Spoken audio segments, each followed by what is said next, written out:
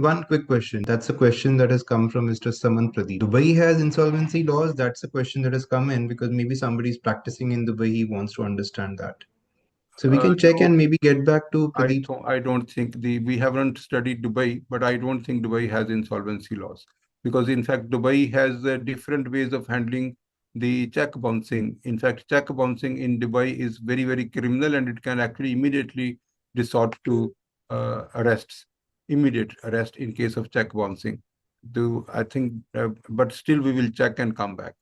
Yeah, I do say that it's some federal law in 2023 which deals with this. So I think maybe we can study this because many chartered accountants now in India are already also practicing in UAE. So many Indians rather are working in UAE. So maybe it will be a good subject to take up that maybe we can quickly talk about this. So good morning, everyone, and welcome back to our weekly webinar series. We are at episode 154 today, and we're talking about the comparison between the Indian insolvency law and the global insolvency laws. This kind of a topic helps us understand the nuisances and the differences between our law and what is working globally, allowing us to understand the differences in our country and how we have adopted the insolvency law in our country, and also understand new concepts or different concepts that are working outside India. Over to Anil sir. Thank you, Ankit. Welcome to our 154th episode of AAA Weekly Webinar Series. The subject of comparing Indian insolvency law with the global insolvency laws in different jurisdictions.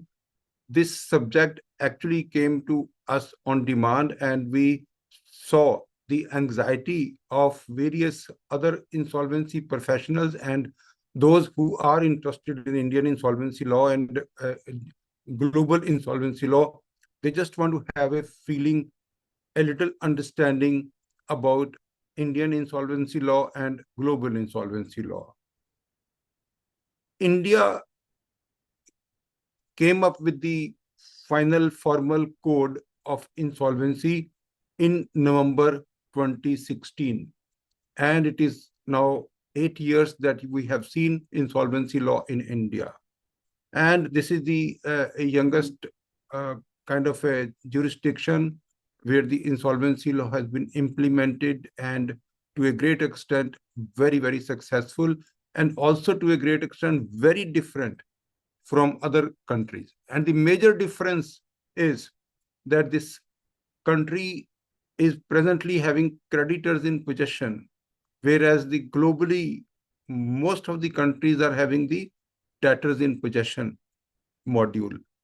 The framework that most of the leading developing countries in the world, they are still going on the debtor in possession. Debtor in possession means that the powers of management, board of directors, shareholders are not restricted. Restricted to some extent for some decisions, but the business is being run by them only. See, the profession, insolvency profession in India, which is called as insolvency professionals, whereas in UK it is called insolvency practitioners, whereas in USA it is called administrator or the trustee or the liquidator. So the profession as such is a very complicated and difficult and stressful profession across the globe. In UK, in United Kingdom, and the total number of insolvency practitioners are about 2,000. Whereas in India, we have registered insolvency professionals of 4,500. I'm sure that many are not active as of now. And besides this, 91 IPEs who have registered as insolvency professionals. However, in Europe, we could see more than 20,000 insolvency practitioners. But in case in that means that the entire Europe means 46 countries. So the profession, insolvency profession overall across the world is not something which is it is very, very popular. It is a complicated, stressful profession.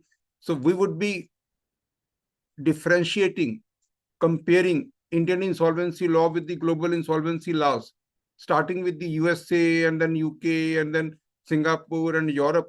I mean, let us see how much the time permits. We would try to cover the all the major countries, and then we will see if there will be any questions that we can answer. I think starting with, we'll compare the USA insolvency law with the Indian insolvency laws. And in fact, USA insolvency law is very large. In fact, 25 to 30 million cases in the last 25 years that we can see by getting some information by our research team, including individuals. And then the law changed in USA in 1978, and they came up with again a kind of comprehensive code. USA presently is having an experience of 46 years of insolvency law as compared to 8 years and about 8,000 cases in India, as against like 25 to 30 million cases in USA. UK has seen this insolvency law for the last 38 years, and again 2 lakh cases in Europe. So this is the difference, and in India and in global insolvency law, as far as this quantum is concerned, numbers are concerned. When we see USA insolvency law, in fact, in 19th century itself, because of some instability, the regional politics conflict led to the inconsistent bankruptcy laws. And in fact, US faced significant instability in federal bankruptcy law due to political conflicts between regions. These conflicts, in fact, resulted in laws that were enacted during financial crisis, but often repealed shortly thereafter. States largely controlled debtors and creditors' relationship, and there was little need for a uniform national bankruptcy law during this period. Then the Bankruptcy Act 1998, that was born out of the growing challenges in the national economy with interstate commerce. It provided more efficient procedures for debt collection, especially for merchants, but also ended up more debtor-friendly and lawyer-friendly than expected. Then the law remained in effect until 1978, when the bankruptcy code replaced it in USA, with key developments during the Great Depression and reforms like Chandler Act, and the changes, in fact, was solidified the influence of bankruptcy lawyers and led to more government oversight in the process. This 1978 bankruptcy code fundamentally reshaped bankruptcy law, making it more accessible for individuals and businesses and corporates, and also empowering bankruptcy professionals. In fact, it increased personal and corporate bankruptcy filings and established a more personalized, professionalized, and lucrative bankruptcy industry. Although some reforms in 1984 attempted to address issues like cost and delays in this 1978 code, and significantly, the US Chapter 11 finally offered the reorganization of the businesses that may be owned by an individual or a partnership or a kind of corporation. And also Chapter 7 was finally stabilized for liquidation. That is what actually have happened in USA. This is something which is the evolution of USA insolvency law. In brief, we go by the number. So first comes is the Chapter 7, which is regarding the liquidation of the assets of the companies or the individuals. That is what is equivalent to liquidation in India.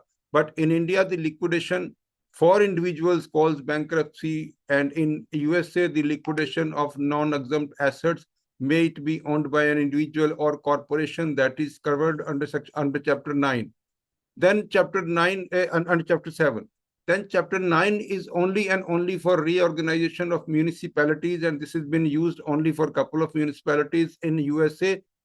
When a particular a municipality is kind of feeling it difficult to service its debt, then the municipality can actually go for chapter 9 and reorganization of its debt and also kind of repayment schedules. Then comes the chapter 11, which is the most popular for reorganization of businesses under the supervision of court, and that is applicable to individuals, partnership firm, and corporations. Then comes this chapter 12, that is only for small family farmers or for fishermen, and it's only to protect the farmers and fishermen and kind of having a social impact on the society. So this chapter 12 was basically uh, promulgated only to help a family of farmers or a family of fishermen to rearrange their repayment schedule, and also in case not possible to get some discharge from the debts.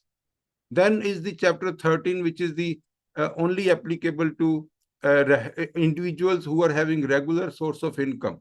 So in case they have little more higher debt and they have a regular source of income, and they can invoke chapter 13 to rearrange their installments which suits their regular income. And maybe in that process, in case there is something which is unserviceable, that will also be considered as discharged or waived. Then is the chapter 15, which relates to cross-border insolvency cases, and the uh, cross-border debtors would be able to initiate insolvency for companies which are having uh, the COMI in USA. COMI in USA. So that also section, chapter 15 is the chapter which is for that. In USA, something which is also similar to what in India is having automatic stay. Whenever bankruptcy case is filed, the legal process begins, and then there is an automatic stay imposed by the court, handling all, basically halting all collective action, all collection activities. So including lawsuits, wage garnishment orders, and even the phone calls also cannot come from the creditors. So this gives a debtor a breathing room to reorganize. In fact, the debtor in possession regime, India have experienced for about 20 years, and then it was implemented through BIFR, and then it was repealed in November 2016, only because in India the debtor in possession could not bring any recovery to the creditor. So therefore, the creditor in possession was implemented in India, whereas the creditor in possession in other countries is not something which is common. Creditor in possession would be only in few cases, and we will cover that in what all cases the creditors in possession regime would also be uh, implemented or in fact revoked. Now, the collection activities are also halted, and the debtor means the corporation or the individual or partnership firm will get some breathing room after this insolvency process begins. Now, considering chapter by chapter, we would be giving you some kind of detail about each chapter. So chapter 7, in fact, involves the liquidation of debtors' assets. A trustee is appointed to sell the assets and distribute the proceeds to creditors. The purpose of chapter 7 is to liquidate the debtor's non-exempt assets, because there are some assets which are exempted from the liquidation or foreclosure or realization. They are exempted to be used for any kind of debt realization. So the outcome is the trustee is appointed to sell the debtor's assets and distribute the proceeds to the creditor, and the remaining debts once all the assets are liquidated, whatever the debts are remaining, those would be discharged and the proceeds would be distributed to the creditors. In USA, individuals can also file their insolvency, partnership firms can also file their insolvency, and corporations can also file their insolvency. So, like when I say that all the three can file their insolvencies in case they feel that they are not able to service their debt. And then we go to chapter 9, which is for the municipal bankruptcy. And this municipal bankruptcy, the purpose is to provide reorganization of municipalities like cities, towns, and villages, etc. Municipalities develop a plan to readjust or adjust its debt while continuing to provide essential services. This chapter 9 also allows municipalities to propose a plan for adjusting debt. Creditors are restricted from interfering with the municipality's assets or operations. It enables continued public services while restructuring organizations and obligations are happening. In fact, in Detroit, USA, this was used in 2013 for Detroit municipality. So the application for this also can be filed only by municipalities, and the readjustment or restructuring of the debt would be planned in that reorganization plan, and essential services will continue. Now we move on to chapter 11, which is the most popular and most important chapter.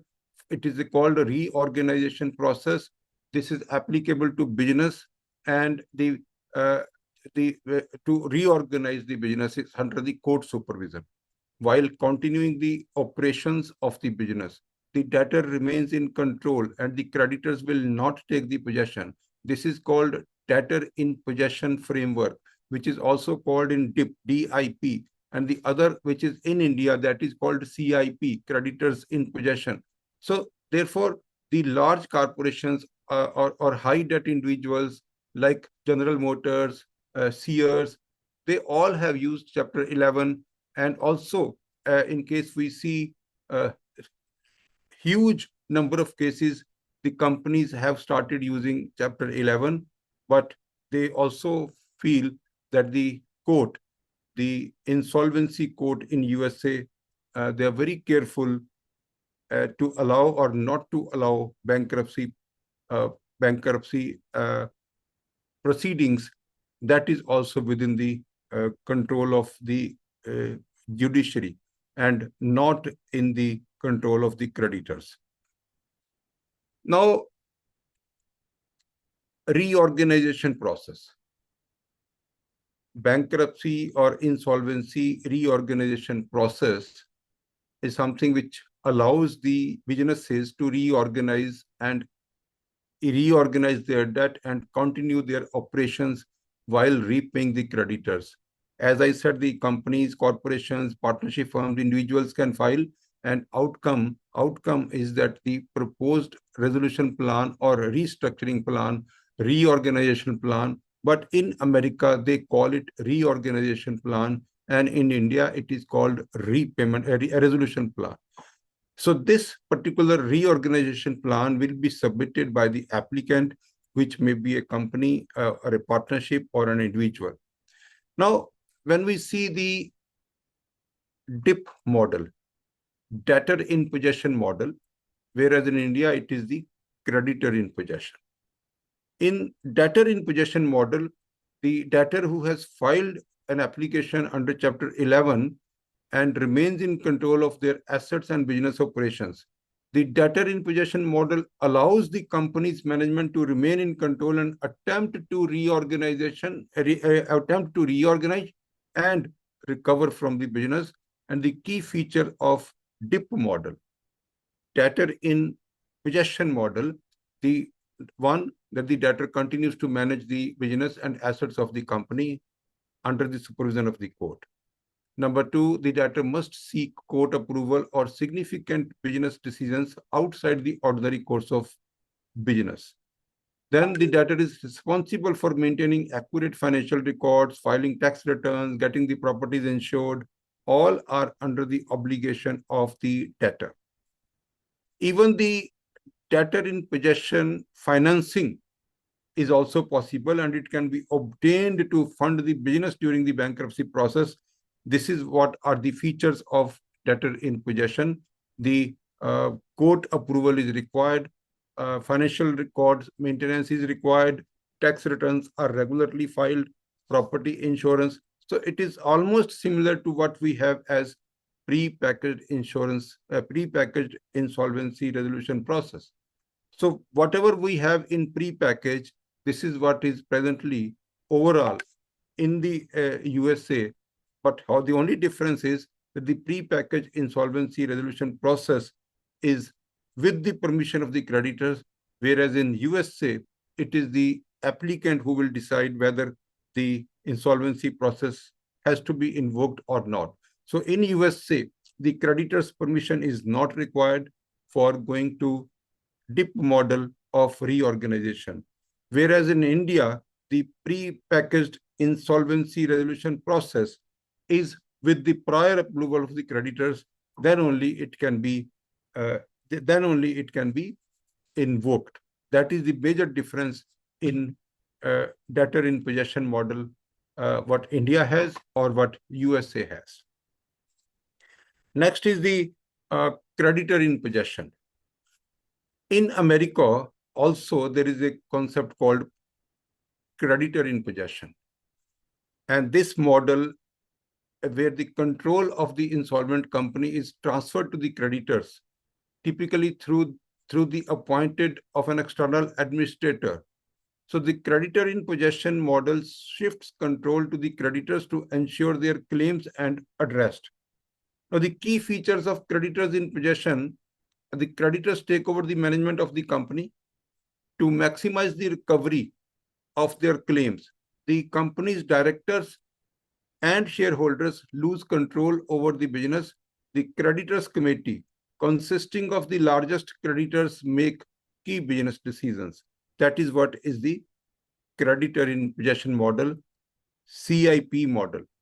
And then we can see what are the kind of pros and cons of creditor in possession and principle is not explicitly defined in the US bankruptcy code as a formal term. However, the debtor in possession is defined. Certain provisions, in fact, allow creditors to take control of assets in specific circumstances. Number one, that in case they feel that the foreclosure and repossession is must in some cases, then the creditor in possession model is better. Immediate asset control is required. For that, even creditor in possession is required. Otherwise, the asset may become obsolete or not usable. Then credit bidding and oversight and conditional assets control. So the creditor in possession also would have some kind of conditional assets control, and primarily the creditor in possession model is invoked when they find that the existing management is working fraudulently and there is a clash of interest. So the company will further to go deep into the losses. So therefore, it is something which can be convertible into creditors in possession and not normally. The court can convert the DIP model into SIP model based on certain findings of the court, which includes inappropriately handling the transactions or the operations, inefficiently handling the operations, huge loss in case we continue and less loss in case we closed. And also, there is a fraudulent transaction which has been apprehended as being done by the key managerial personnel of the company. Now, as I said, that the chapter 11, finally, outcome of the chapter 11 is reorganization. And the outcome of chapter 7 is liquidation. So in fact, these chapter 7 and 11 can be considered as liquidation and the CIRP in India. In creditor in possession, in fact, court changes a decision, a court decision to change bankruptcy status instead of debtor in possession. The court can move to creditor in possession, and the trustee then in that case will conduct the sale of the assets of the debtor. The creditors reclaim their secured assets, then debtors neglects proper assets upkeep.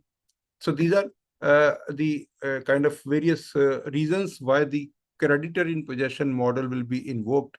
A debtor fails to maintain the assets, creditors gains control through foreclosure, and then creditors request trustee appointment. So all this is converting from debtor in possession to creditor in possession in USA. So let us try to revise this part. Creditors can also seek to appoint a trustee in case the debtor fails to maintain the assets. And in case the but then there are others in case the debtors, in case the existing management is found to be having kind of fraudulent transactions or transactions which are having some kind of bias towards any other company. So that also is something which is. So coming to chapter 12, which is family farmer and fisherman bankruptcy. Family of a farmer can file, family of a fisherman can file, but the only condition is that they should have a regular income, a regular annual income, so that they can kind of justify that we have income and we're going to pay in installments. If a person doesn't have income, he cannot file this chapter 12 because he will have to show that he has the requisite fund flow. And then the purpose, of course, is like everyone knows that how this purpose in a smaller borrower, the purpose is to spread around good positivity feeling of the government. So this is and then we have this chapter 13, which is, we've discussed that individuals may have the considered income. This is only applicable to individuals where they have the regular income, and out of that regular income, the court can also decide about an order which is called garnishing order. Garnishing order means, like, in case somebody says to the court that I have an income of ₹1,00,000 per month, and then finally, in case the repayment plan is prepared according to ₹1,00,000, then the individual insolvency will continue till the time he pays the installments to the lenders. Maybe after it is settled with them, and that is chapter 13. And then chapter 15, in fact, I said that it is regarding cross-border insolvency. So in USA, we can talk about the jurisdiction. The USA, the insolvency courts are exclusively the cases in the USA, that is the exclusive authority over the bankruptcy cases is there. And so the structure of the US judiciary for the purpose of insolvency is the US district courts. In fact, there are 94 districts in USA, and for each district, there is a district court which is handling the liquidation or insolvency matters. Then is the leadership bankruptcy judges appointed for 12 years term, and then the rules governed by US bankruptcy code and local laws. So Ankit, can we see the, can you have your input? Because see, we've already done for about 25 minutes, and the USA is almost over. A couple of things which are a comparison of 29A and avoidance application that we can discuss after your comments. No, I have said this in the past also, and I believe that in the US, and I also see that there is a slight difference in the UK. UK, of course, there's a creditor in possession, but there again, the process and the normal idea that floats around in the market is that the fraudulent element in any insolvency will be will not be perceived to be the primary one. So when we see companies going into insolvency in India, the first thing that we start thinking is that there's a fraud, and there's an automatic belief that the fraud has happened in this company, and some promoter or somebody has taken the money out of the company, and that's why the company is where it is. But internationally, that is not the perceived notion, and there are, and then of course, controls there as well with respect to frauds and with respect to detecting any money that has escaped the, or that has gone out of the company or flown out of the company, and then there are consequences of that happening. So we have seen, large Anderson case, and the case with respect to, many companies where frauds have happened. Then those frauds, even if the companies have gone into insolvency or bankruptcy there, the promoters have been punished separately for the frauds that they have done. Auditors have been punished separately where the frauds have been done. So far in India, we see the opposite. We see that, yes, one, there is a primary suspicion on every promoter. So that again is not helping the ease of business. Secondly, the punishment, the rate at which we are actually punishing those who are doing some fraudulent activities is very less. So while the perception is there, the premise is there is no action on the ground that yes, somebody has done fraud and he should personally suffer, and the company should live or continue living. I think that change needs to come. So once you start punishing 5 out of 10 people, that becomes 2 out of 10 people, and then that keeps reducing. And only after that you can kind of come at a scenario where you start trusting the process and say that in normal course, anyone who has failed in doing good business can go for insolvency and start a company afresh. In fact, we are, as chartered accountants, working for a company we're working for a promoter, UK based promoter, who has gone for insolvency twice or thrice.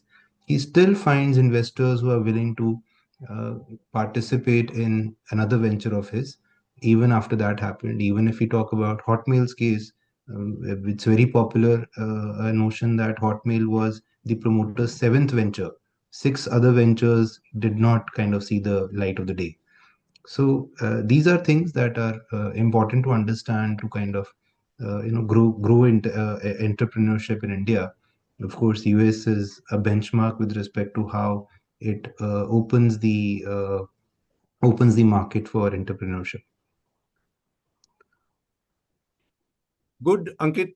So we also can have a little bit of comparison of avoidance transactions in India and avoidance transactions in USA.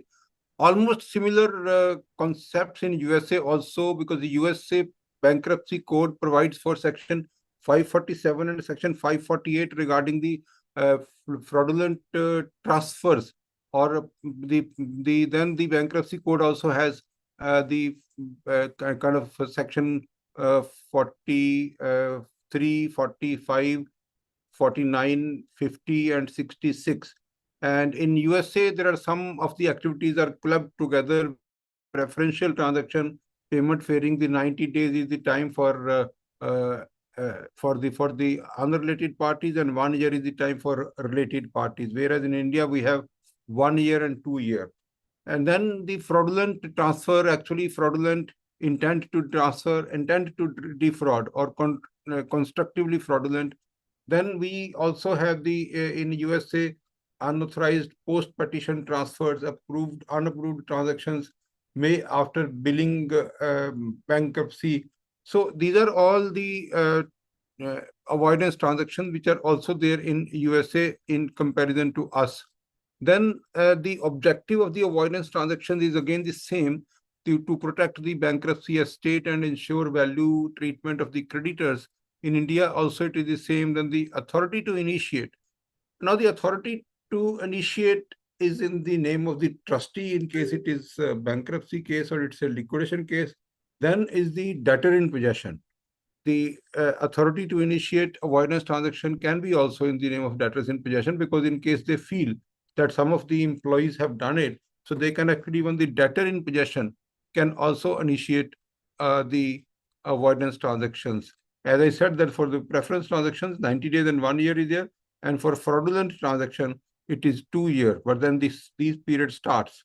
These periods start on the day when the application is filed, and not on the day the CIRP is commenced. So that's a major difference in these two countries.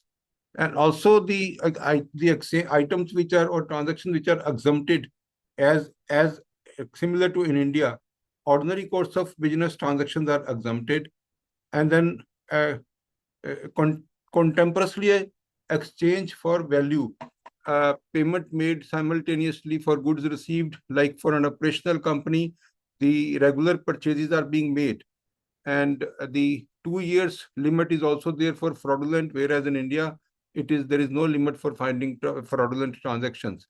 When we compare now, it's a chart. We have made Chapter 7 applicable to individuals and businesses, and it's only for liquidation. It discharge the debts after asset sale. Chapter 9, it is only applicable to municipalities. Chapter 11, the most popular, applicable to businesses and individuals for reorganization. Chapter 12, it's for the family fishermen or the family farmers. Chapter 13 for individuals only, and that too regarding the recovery from the individuals, rather recovery from the individuals for debt repayment plan. Then Chapter 15 is for international utilities. So we have seen many similarities, and everything has been seen. Moratorium that we have seen, we have seen kind of everything almost between USA and UK. But then one thing that I would say, that Chapter 7 applications, in fact, in case we see this 25 to 30 million bankruptcy cases in USA, out of this 65% cases are under Chapter 7.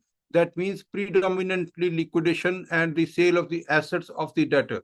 Then 25% is Chapter 13, which is again debt adjustment for regular income people. That is also individuals. So then Chapter 11. Chapter 11 is only 0.5% of the total cases in USA, and that too only for business reorganization. Business reorganization. And Chapter 12 is the infrequent cases regarding farmers and fishermen. So that is the overall quantum. Now, evolution of bankruptcy law that we've already discussed. In fact, in 1898, primarily this was there was Chapter 10, and that Chapter 10 was basically it was also focusing on corporate reorganizations, which in fact replaced the Bankruptcy Act of 1898. Now, then it was Chapter 10, in fact, was having the control of trustees. Chapter 10 requires the appointment of a trustee to oversee the debtor's operation and manage the reorganization process. This differed from Chapter 11, Chapter 11, where the debtor could retain control as debtor in possession. So 1978, and that's the kind of law that we have. In USA, there is nothing like SURFACE or recovery of debt and bankruptcy law. There is nothing like that. In fact, in USA, the recovery is only through the bankruptcy code and universal commercial code, and these two things help the creditors to recover their debt and manage the financial assets. So the bankruptcy code provides for debt relief, reorganization, and liquidation, whereas uniform commercial code in fact will talk about secured transactions, negotiable instruments, and leases.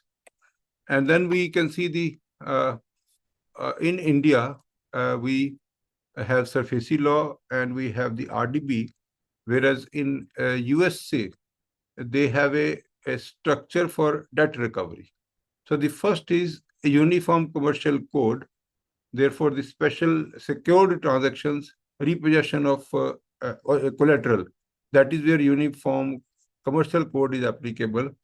Then Fair Debt Collection Practices Act, FDCPA, Fair Debt Collection Practices Act, Basically, this is focusing on consumer protection, prevention of deceptive practices. And then we have the Fair Credit Reporting Act, FCRA, where the credit reporting agencies are uh, established, and there are common rights, consumer rights. This is also for consumer rights, that the fair credit reporting. It should not be very unfair credit reporting, so that the other person should not get loan ever. Then we have this Truth in Lending Act, TILA. Now, TILA is also a kind of reform, and that reform is that it has to be a friendly environment, and you can't do this to recover money, you can't do this to recover money, or you have to do this while dispersing money. You have to be taking signatures on every document that you're making for them. So then we also had Debt Collection Improvement Act, Debt Protection Improvement Act. Now, the legal remedies for debt recovery that we can see in USA is one, lawsuits. Then the court may also allow seizing the assets. Then third is the wage garnish orders.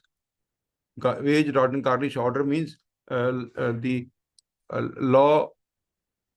So then then we have this Uniform Commercial Code, which governs secured transactions where loans are backed by collateral and allows the creditors to take the possession like vehicles or equipment. Then they came with fair debt collection practices, which was focusing on to protect consumers' rights from abusive, unfair, or deceptive practices by third-party debt collectors. Then Truth in Lending Act again ensures transparency in lending and debt recovery processes. Next is the Fair Credit Reporting Act. There the banks have been actually ensure the accuracy and fairness of consumer credit reporting. Debt Collection Improvement Act, DCIA, it came last. So this governs the collection of debt owed to federal agencies, including government-backed loans. And then this is what is the we have seen this in for America, and we can actually see whether there is any comparable SURFACI or recovery of debt from banks and financial institution law. But as I said, there's nothing similar to SURFACI law that the USA has. Now, in India, we also have Section 29A, which actually makes all the related parties as ineligible for participating into a resolution plan. In USA, it is a debtor in possession a model, and it allows debtors to maintain control during Chapter 11. Also, the fraudulent transactions are restricted, and anyone can restrict those transactions, RP or anyone who gets notice. And then we have the good faith requirement, which is also called TILA, that we have seen, where it ensures honesty and bankruptcy case. Then disqualification of parties, excludes misconduct from the processes. That is what is the, and then there is hardly any difference in 29. Personal guarantee we are not covering. And now we can see the UK insolvency law. UK insolvency law, we have already seen, because the UK, the developments in the insolvency law started in 19th century. Insolvency law in early England focused on punishing the debtor. Even punishing the debtor in case somebody is not able to pay the debt, then it will be punishing the debtor. That was the regime in 19th in 19th century. Then we have the measures like imprisonment also in USA. Then the debtor's property primarily targeting fraudulent bankruptcies. The debtor faced several penalties, and there was little structure for resolving insolvency. So this is what actually happened in United Kingdom while evolving their insolvency regime. 18th century also, we have the law of in 17 in 1705 fifth year, and in 1732 32nd year. In fact, there were some allowing the creditors to file a petition for insolvency. So technically, even this 1705 was also a year when this insolvency matter was being discussed in the government and the acts were being passed. So that's something which we can see. This bankruptcy is inevitable, and no society or economy can stay away from bankruptcy. And in case we are able to use it, in case we are used to use, we can use to explore it, then I believe this will be something which is a soothe uh, uh, transit by the businessman. So that is where our insolvency law is. In fact, in case we see the evolution of insolvency law in United Kingdom, the first example that I saw is the, like earlier I saw this 1705th year, but now this is an organization, or this is an organized insolvency law, which actually also started in 1883, that is called Bankruptcy Act, and formalized liquidation and insolvency procedure for uh, individuals and businesses. That is what was uh, introduced in Bankruptcy Act 1883. Then we move on to 1908, when the Companies Consolidation Act was introduced. Then we reach out to 1948. Then we said the insolvency law uh, introduced voluntary liquidation and more company controlled over insolvency. Then in 1948, we had the Companies Act, and we expanded the corporate reorganizations option to save viable businesses. Then 1986, we had the insolvency law in USA, Insolvency Act, which consolidated all the laws and introduced administration for corporate rescue. Then shift to corporate rescue, emphasized rehabilitation over the liquidation while protecting the creditors. So the evolution was also kind of, but then India learned all this from the developed countries, and finally India came up with its own model, which is unique in itself. And then we actually can see who are the competent courts in US, in UK. So we have the USA court, like High Court and Country Court.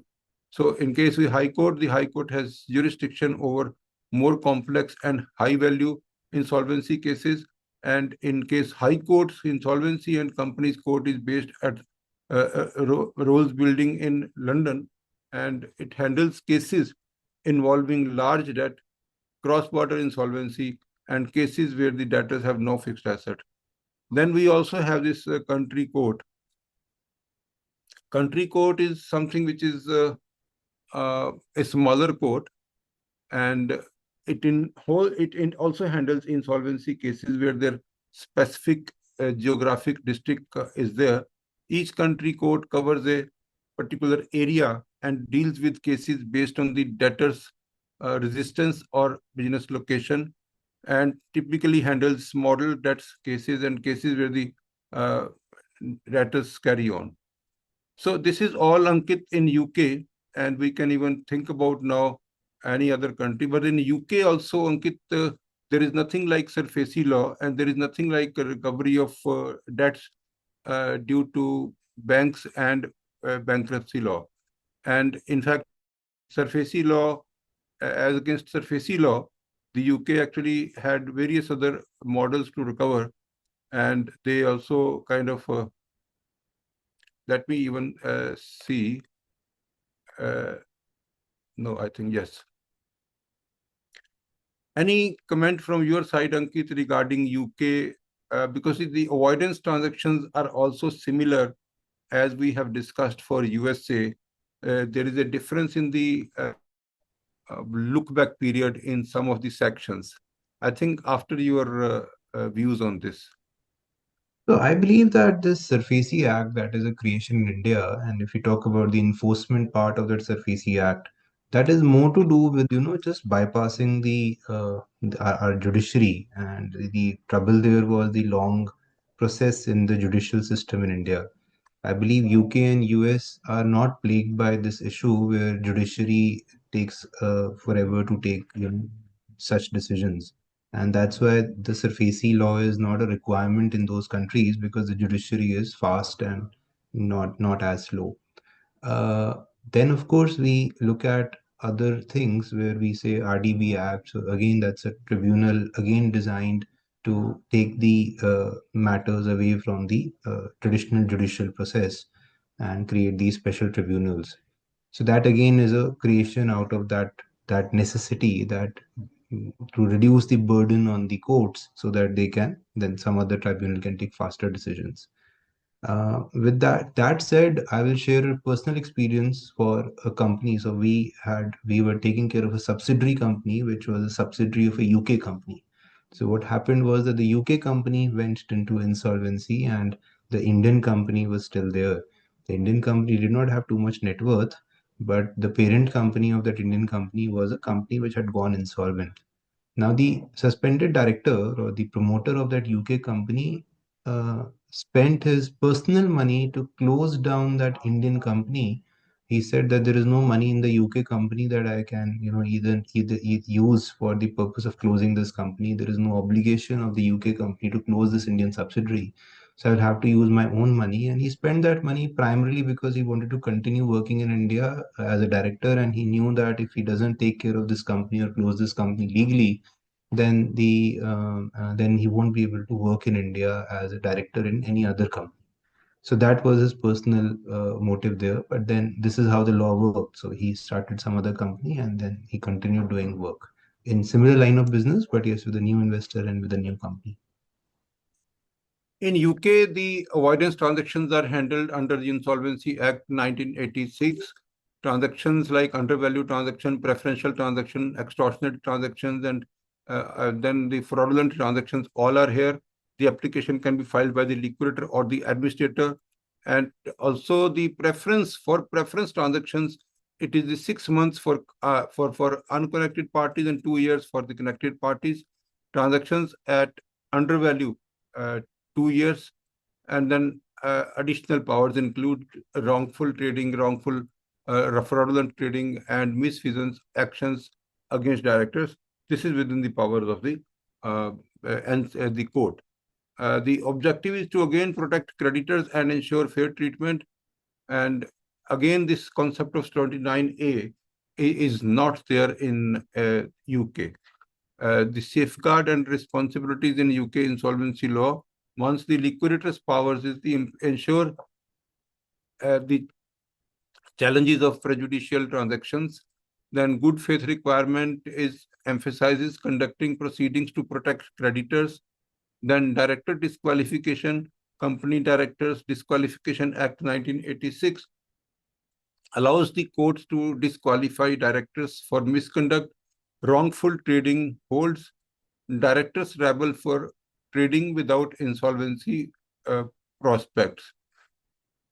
So then we can even move to the Section 29. As I said, that we have seen Section 29 is not having any kind of restriction that the promoters cannot submit their restructuring plan. In fact, it is only the promoters who can submit, maybe in partnership or maybe otherwise, or maybe somebody else. That detail we have not seen. Coming to the Singapore and India, Singapore and India is primarily, Singapore has adopted more or less UK law, and Singapore's laws were influenced by English law. Number one, Singapore retained much of its colonial legal framework. Three, introduced judicial management and rearrangements. Four, enhanced support for distressed companies. And five, aligned with international best practices. That's what is the Singapore law. And the evolution of insolvency law in Singapore, in fact, it started with the comprehensive reforms in 2010. In 2010, this comprehensive reforms, it was introduced by Insolvency Restructuring and Dissolution Act, IRDA. Insolvency, Restructuring and Dissolution Act was enacted in 2018 and came into force in 2020. It consolidated personal and corporate insolvency laws, and it introduced pre-packaged schemes for arrangement, provided super priority for rescue financing, and strengthened cross-border insolvency provisions, positioning Singapore as a global restructuring hub. Then the recent development in 2020 in Singapore, Singapore introduced a temporary relief measures because of the COVID. That is a very, very recent, as far as this Singapore's present law is concerned. And the competent court in Singapore is High Court. And the corporate insolvency concept deals with the insolvency of companies, including liquidation and restructuring. Personal insolvency handles insolvency related to matters of individual. Then liquidation. The progress of dissolving a company and distributing its asset is called liquidation. Judicial management involves court supervision to manage the company's affairs, and scheme of arrangement, court-approved plans to reorganization of company's debt. That is what is the Singapore versus India. And otherwise, everywhere we have the debtor in possession. Creditor in possession is only in India and also in some other countries, which is based on certain facts of wrongful trading or fraudulent trading or urgent sale of assets. So that is what is the all laws are similar. Avoidance transactions are also similar. And Ankit, can we see if there are some questions, or you can add, because 29A is not there. Personal guarantee we are not covering, but then we can cover a little bit of Europe in case time permits. We don't have questions. We can cover Europe and we can see what happens in the rest of the Europe, in Europe rather, sorry. No, Europe is in fact, uh, see, when we see No, this. I forgot that Britain is not part of the Europe. So Brexit, I forgot Brexit. So that's why I said rest of the Europe. But yeah, we're talking of Europe now. So yeah, that's the way Yes, forward. yes. So early foundations, in fact, medieval to 19th century, the European insolvency law began in the medieval era with debtor punishment.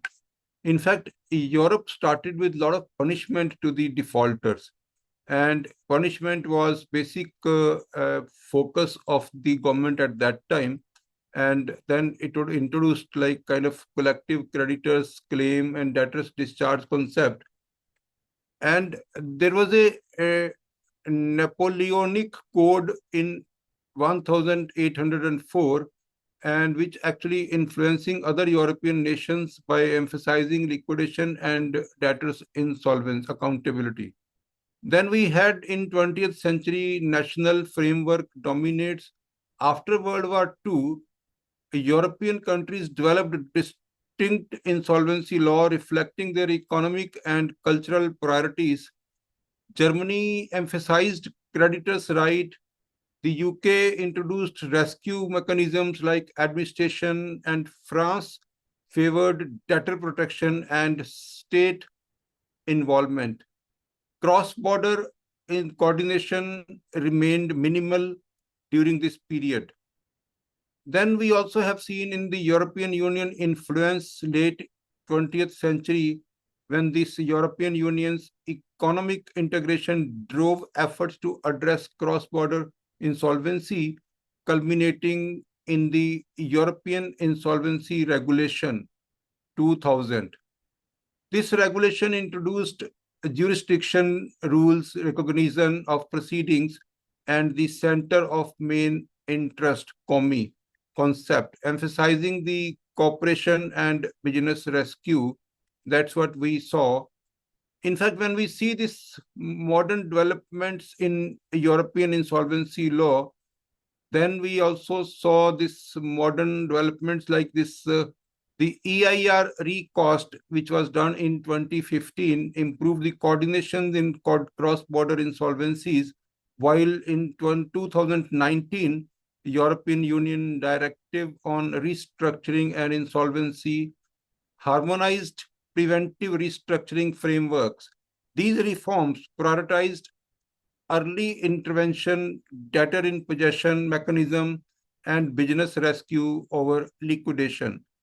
Post Brexit, post uh, BR exit, Britain exit, and emerging trends. Post Brexit, the UK and European Union diverged into their insolvency approaches, with the UK creating independent framework. Modern trends focus on integrating ESG considerations, addressing SME unique needs, and leveraging digital technologies like AI and blockchain to streamline insolvency processes. The competent court, different countries, different competent courts. In fact, in Germany, it is the local courts. In their own language, it is called uh, Amtsgericht, and this is what is called local courts, which handles the insolvency cases.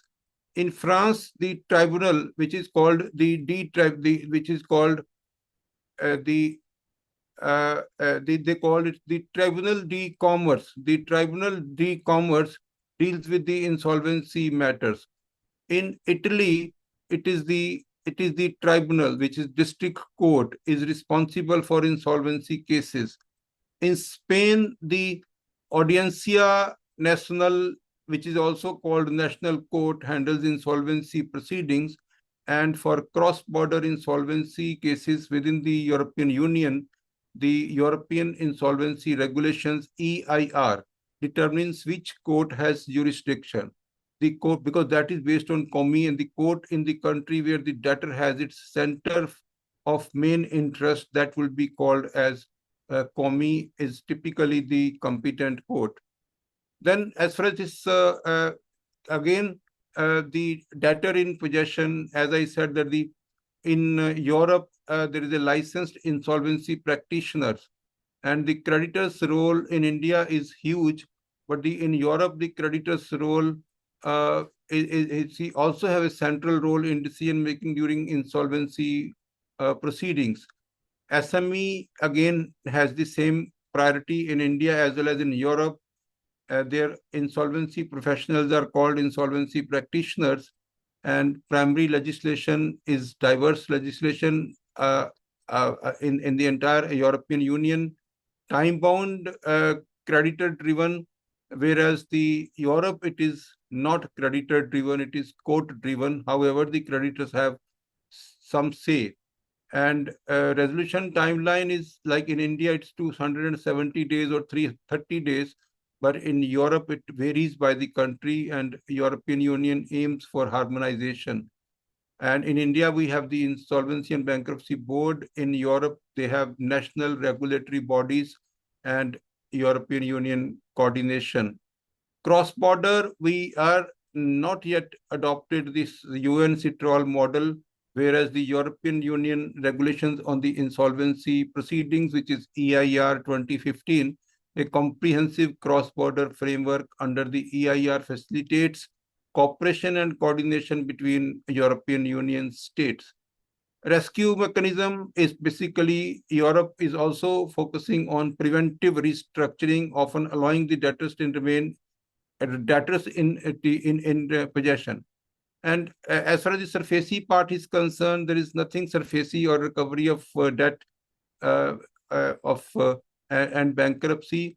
In fact, Italy has a different law to recover money, the insolvency proceed debt recovery. But then that's something which is because of the time we are not continuing with that, and we are also, in fact, we studied the part which is the surfacey and recovery of debts dues to banks and financial institutions and bankruptcy law. And we studied that in different countries, different kind of laws are there. But in America of late, it was more of consumer protection. It was more of the borrower's protection and also on humanity angles. The recovery agencies cannot enforce. They cannot use abusive languages. And that is what is the law across globe now, that the debt is not something which is a crime. that is also a kind of wrong planning, miscalculations, and a business failure. Therefore, the overall structure across globe is debtor in possession. In India, the government of India tried to bring pre-packaged insolvency resolution process, but that is not somehow which is taking uh, uh, the the creditors didn't like that, because the only one condition that the company or the individuals cannot start their own insolvency proceedings under the PPIRP, because in the prior permission of the creditors is required for initiating PPIRP. So this is what all for our today's episode 154 episode of AAA weekly webinar series. Thank you very much. And this particular subject was uh, we could uh, we could quickly finish it out. And in the coming week, we are focusing, because for the last 4 months we have not handled the Supreme Court judgments, which actually have been given in the last 4 months. So we would be handling the Supreme Court judgments in the in the last 4 months. So that thank you very much, Ankit. So one quick question. UAE has insolvency laws? That's a question that has come from Mr. Pradeep Samant maybe. Which EOE? Sorry. UAE, Dubai. Dubai has insolvency laws. That's a question that has come in because maybe somebody is practicing in Dubai. He wants to understand that. So we can check No, and maybe get back to Pradeep. I don't think we haven't studied Dubai, but I don't think Dubai has insolvency laws, because in fact Dubai has different ways of handling the check bouncing. In fact, check bouncing in Dubai is very criminal, and it can actually immediately resort to arrests, immediate arrest in case of check bouncing. Do I think, but still we will check and come back. Yeah, I do say that it's some federal law in 2023 which deals with this.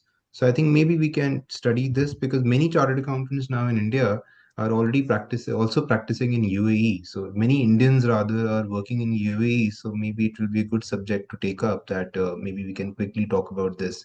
And apart from this, Mr. Cooker is asking that how the valuers in India can participate in insolvency process of other nations. So I believe that we can also do a review of this, that if there is any possibility for Indian valuers to participate in insolvency process that is undertaken outside India, but I'm sure that they would also have pre-qualification or criteria with respect to who can do those valuations. So I can also check on this one. So thank you so much. Thank you, Thank you everyone. very much. Thank you very much. It is our way of learning. Thank you.